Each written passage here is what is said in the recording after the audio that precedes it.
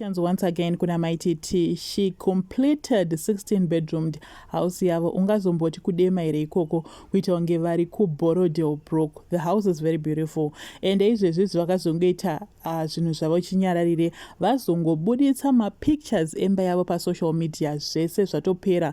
Last time takapedzisira ichitori paroofing isati yambopendwa pasati pamboitwa zvese zvinana plumbing kuiswa masolar and everything, but because zvinezvi imba yavo yapera and vakabva vaisa caption yekunzi ready to move in. Vakuda kutobva mucottage vachipinda mumain house and for the very first time maititi ndobva vaadresa nyaya yemba yavo yavaimbogara kuMaple. Ndofunga muchaziva kuti kumashure kwakapedzisira vakudregwa kuenda kumacourts nalandlord wavo.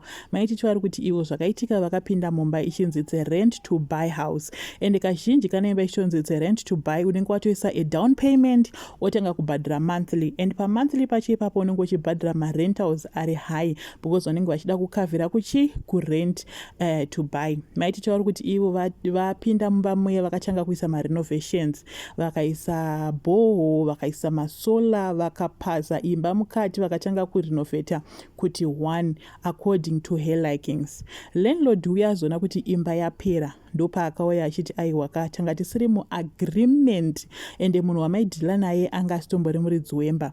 Ndofunga anga ari sort of an agent. Inini ndini muridzi wemba. Maititi vakadzingwa pai kunge imbwa, of which mari yese yanga yachienda kuna agent. Now we don't know for sure kuti agent nemuridzi wemba vanga vasingazivane here. Kweye muridzi wemba paaisiya maititi vachita madevelopments ese iwayaya aiti kudii, but anyway it's now water under the bridge. Maititi vari kuti ivo vabva ipapo vakabva vazonorenta kuhighlands chisipiti somewhere there vachiti vakapinda imba ichita zvekuma 1000 but nekuzogara imba yakapedzisira kuita $2000 of which yanga ingori cottage. Yanga yakanaka zvayo but 2000 for a cottage yanga yakawandisa. Hanzi ndopandakaona kuti aiwaka zvandakutoita mukadzi benzi shuwa ndikabhadhare rent ye2000 ndine stand yangu yakamira.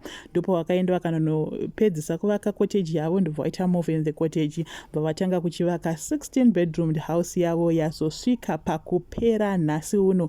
Regai vaganze zvavo maititi ende hatingamboti vakabatsirwa nashumba because the stand vakaakwaya vega vakatanga kuvaka vega. Shumba akatozongotosvikawo mansion yanga yatoo kurufuka uku pakazoya shumba mulife mamaititi, saka vakazvigona as a single mom.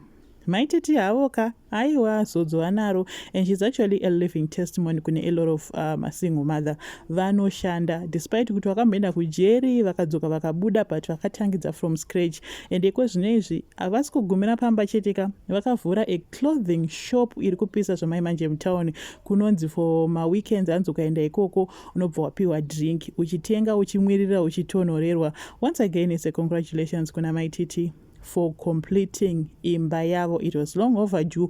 Vanga vanzwa nekusekwa nana Ketina yezoinhasi valandlord.